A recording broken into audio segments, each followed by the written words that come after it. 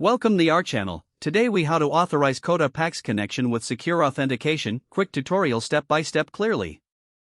To authorize Coda PACS connection with secure authentication, start by opening your Coda document. Navigate to the PACS section in your document. Click on the Add PAC button to explore available PACs. Find the specific PAC you wish to connect and click on it. Look for the option that says Authorize or Connect. You will be prompted with a secure authentication screen. Enter your credentials for the service that the PAC connects to. Follow any additional prompts to complete the login process. Once authenticated, you may need to grant specific permissions for the PAC to access your data. After granting permissions, confirm the connection by clicking on the Authorize button. You will see a confirmation message indicating that the authentication was successful. Now, return to your Coda document to utilize the PAC features. Your PAC is now fully authorized and ready to use.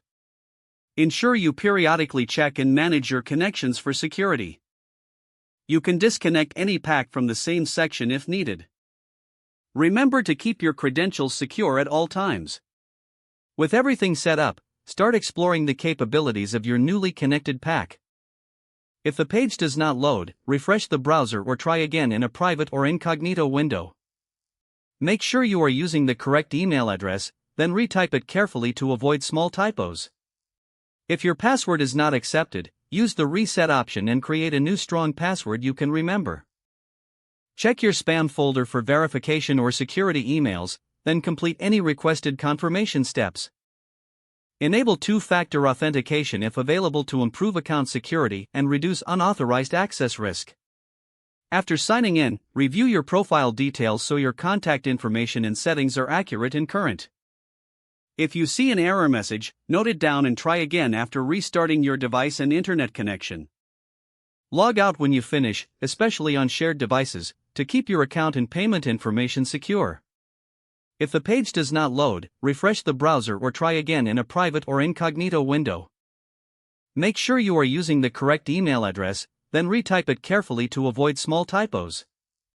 If your password is not accepted, use the reset option and create a new strong password you can remember. Check your spam folder for verification or security emails, then complete any requested confirmation steps. Don't forget to like this video and subscribe to our channel for more step-by-step tech guides.